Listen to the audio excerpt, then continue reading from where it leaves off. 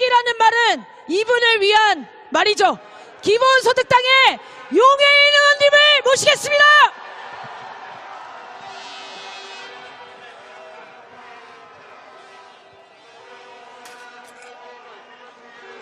네, 반갑습니다. 기본소득당 상임대표이자 국회의원 용해인입니다. 반갑습니다.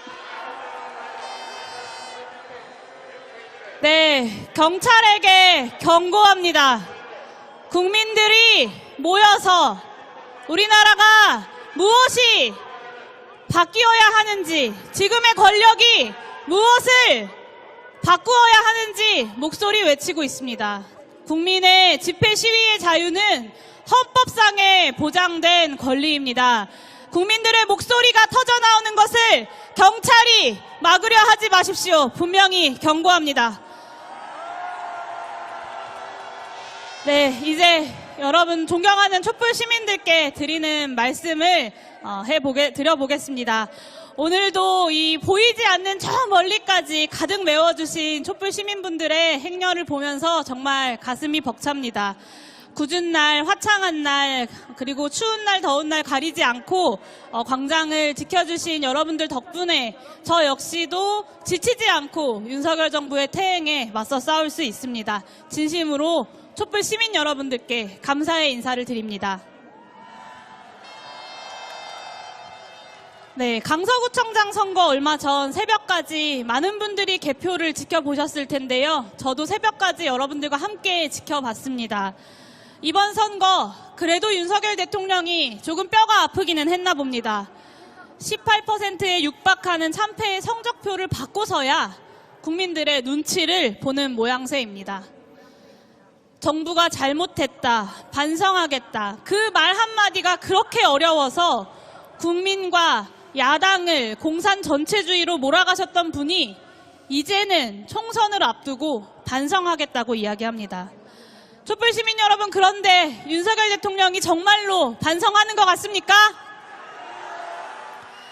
네, 국민은 늘 옳다, 그리고 이념 논쟁을 멈추고 민생에만 집중하라, 윤석열 대통령이 참모진에게 당부했다는 이야기입니다. 그 국민은 늘 옳다라는 명령을 윤석열 대통령에게 지난 1년 반 동안 명령한 사람이 바로 누구입니까? 여기 모인 대한민국의 주권자들 아니겠습니까, 여러분?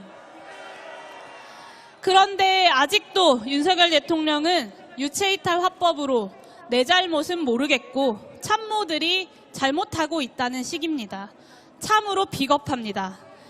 선거 끝나자마자 윤석열 대통령은 국민통합위원회와 만찬부터 가졌습니다. 이 자리에서 처음으로 반성을 이야기했는데요.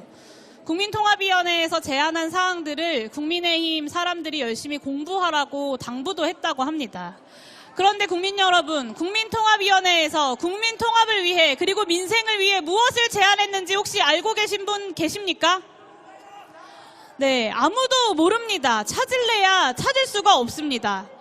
국민통합위원회가 한 일은 선거 끝나고 정부 여당과 대통령과 퓨전 한식 만찬한 것이 끝입니다. 국민통합위원회가 국민통합이 아니라 윤신통합만 하고 있는 것입니다. 윤석열 대통령에게 보다 더 분명하게 국격을 무너뜨리고 국가기강을 훼손해온 대한민국 국민들이 만들어온 보편적 가치를 짓밟아온 사람이 누구였는지를 알려드려야 할 것 같습니다. 그리고 악어의 눈물 같은 반성이 아니라 진정한 반성과 민심을 받드는 길이 무엇인지를 여기 모인 시민들이 직접 윤석열 대통령에게 알려주기 위해 이 자리에 모이신 것 아닙니까? 네, 지난 1년 반 동안의 실정이 정말 열 손가락 안에 꼽기 어려울 정도로 많지만 오늘은 딱 5가지만 이야기해 보겠습니다. 가장 먼저 후쿠시마 핵오염수 방류를 중단시켜야 합니다. 지금이야말로 도쿄전력의 용산지사장 노릇을 멈추고 오로지 우리 국민들의 안위를 위해서 일본의 핵오염수 방류를 중단하라고 요구해야 할 때입니다. 맞습니까? 네, 며칠 전 일본이 2차 방출 계획을 발표하니 대한민국 정부는 안전검사하고 있으니까 우리 국민들 당황하지 말라고 이야기합니다. 참으로 황당한 정권입니다. 상식적으로 검사하고 있으니까 국민들한테 걱정하지 말라고 이야기하는 것이 아니라 일본 정부에게 검사하고 있으니까 검사 결과 나올 때까지 방류하지 말고 기다려야 한다라고 이야기해야 되는 것 아닙니까, 여러분? 도쿄전력의 편이 아니라 대한민국 국민의 편에서 국정을 운영해야 합니다. 두 번째는 윤석열 대통령이 강조한 대로 국민 자존감을 꺾는 이념 전쟁을 멈추려면 가장 먼저 홍범도 장군부터 제자리에 다시 모셔야 합니다. 그뿐만이 아닙니다. 대한민국 정통성을 훼손하려고 하는 뉴라이트 극우 인사들을 국정 운영에서 지금 당장 배제시켜야 합니다. 신원식 국방부 장관, 김영호 통일부 장관, 박민식 보훈부 장관, 그리고 김광동 진실화해위원회 위원장, 김문수 경사노위 위원장, 김태호 국가안보실 제1차장까지 모두 경질하십시오. 세 번째로는 이태원 참사 그리고 오송 참사의 유가족들을 이제는 만나서 진심으로 사죄해야 합니다. 국가의 가장 중요한 의무가 무엇입니까? 국민의 생명과 안전을 지키는 일 아니겠습니까? 그러라고 정부가 있는 것이고 그러라고 대통령이 있는 것입니다. 이태원 참사는 그리고 오송 참사는 국가의 가장 기본적인 과업을 실패한 것입니다. 실패했으면 반성하고 사과하기라도 해야 되는데 오로지 자신들의 실패를 덮고 감추기에만 급급합니다. 다음 주에 열릴 이태원 참사 추모 1주기 행사에 대통령이 직접 참석해서 그동안 정부의 잘못과 무책임에 대해 직접 사과하십시오. 이태원 참사 진상규명특별법도 즉각 수용하십시오. 세월호 참사 유가족들이 피 끓는 마음으로 지난 10여 년의 시간 동안 요구해온 생명안전기본법도 이제는 국회에서 통과시켜야 합니다. 네 번째, 국민들 환멸나게 만드는 검찰, 경찰, 국정원, 감사원 동원하는 사정정치를 멈춰야 합니다. 대통령 스스로 이번 선거가 끝나자마자 민생과 국민통합이라는 두 가지 기조를 밝혔습니다. 민생을 위한 협치, 국민통합을 위한 국정을 위한 첫걸음은 검찰과 감사원과 손잡고 야당과 시민사회를 겁박하는 것이 아니라 야당을 그리고 국민을 대화와 정치의 파트너로 대하는 것입니다. 기소난발과 표적감사 같은 칼춤 정치로는 그 무엇도 통합할 수 없다는 것을 윤석열 대통령은 명심해야 합니다. 다섯 번째, 마지막입니다. 바이든 날리면 사태 이후로 시작한 언론 장악을 중단해야 합니다. 권력의 달콤한 말만 하는 게 언론의 역할이 아니라는 것을 여기 모인 국민들은 그리고 윤석열 대통령 한 명만 빼고 모두가 다 알고 있습니다. 달면 삼키고 쓰면 뱉겠다는 언론관을 이제는 버려야 합니다. 단 거 많이 먹어봤자 충치밖에 더 생기겠습니까? 이제는 보수 언론들마저 등을 돌리고 있습니다. 보수 언론마저도 윤석열 대통령이 공산 전체주의 세력이라고 몰아붙일 것인지 정말 궁금합니다. 언론이 자기 할 일을 못하게 권력이 막아도 민심은 바뀌지 않습니다. 언론 장악을 했었던 이승만도, 박정희도, 그리고 전두환도 끝까지 국민을 이길 수는 없었다는 것을 윤석열 대통령은 똑똑히 기억해야 합니다.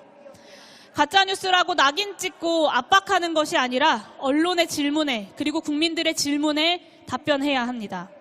언론을 장악하려는 윤석열 정부의 시도야말로 전체주의적입니다. 언론의 자유를 지키겠다는 여기 모인 시민들의 움직임이야말로 민주주의입니다. 이동관 방송통신위원장 경질부터 시작하십시오.